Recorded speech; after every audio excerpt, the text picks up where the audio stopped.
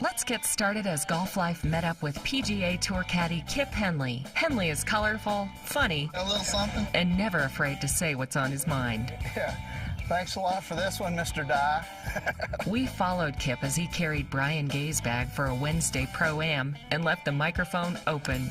There's going to be plenty there, I think. You guys might want to film over there. I'm pretty sure we got some caddy groupies over there. I've never seen any, at least. I haven't gotten any, but there's a lot of caddies that have caddy groupies. I think it could be them. We'll go find out. I think that's one. Anytime you're on the golf course and you see a pretty girl, I mean, she's automatically an 11. It's weird. I guess it can get pretty monotonous out here, you know. Kip Henley talks about working with Brian Gay on the PGA Tour. Luckily, working for BG, I mean, absolutely nothing bothers this guy. He won't hear anything. I mean, one in a million times when I go, did you see that guy move back there? No, didn't see him. I mean, his concentration's good, so some of the caddies, I mean, their main job is to holler and move everybody and push everybody back and shoo the birds away, but I'm lucky I don't have to scream at people very much. We read putts together. A lot of guys don't want their caddy reading putts, and that's fine, but me and them read every putt together. If it's longer than my shoe, we're going to read it together, and usually we're exactly the same, but sometimes I'll win out in arguments, and sometimes he wins out in arguments. It's just whoever's doing better that day usually. You know, he'll trust me a lot with my reads. Well, mate. Highly trained professional read there, sir. Kip Henley, caddy and gator hunter.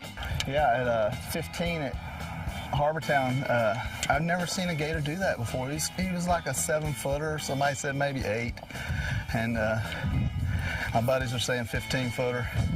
But I've never seen one not shoo away. As soon as you walk up on those gators, man, they'll take off. Well, this guy, he wasn't moving. He just stood his ground. And all I did was just grab a rake and tap him on the tail 4 or 5 times, and he sat there. It just blew my mind.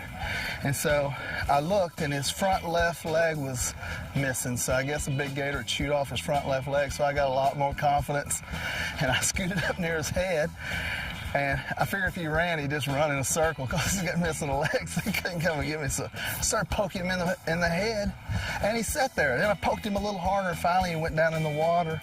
And as soon as he went in the water, he just turned right back around and came right back there and faced us 1 foot in the water.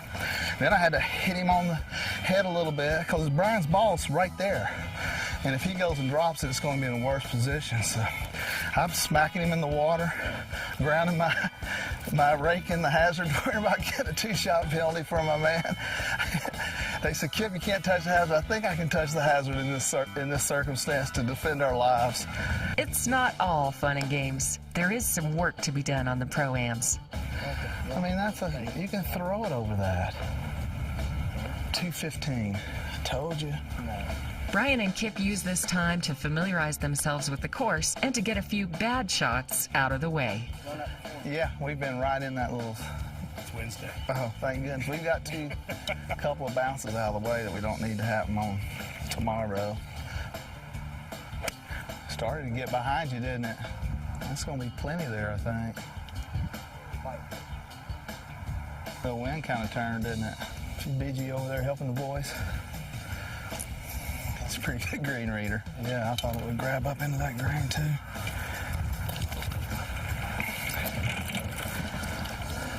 We try like crazy to make the Pro-Ams fun, you know. Some of them can be pretty difficult, but if you get a good bunch of guys like we got today, it takes a lot of the sting out of the Pro-Ams.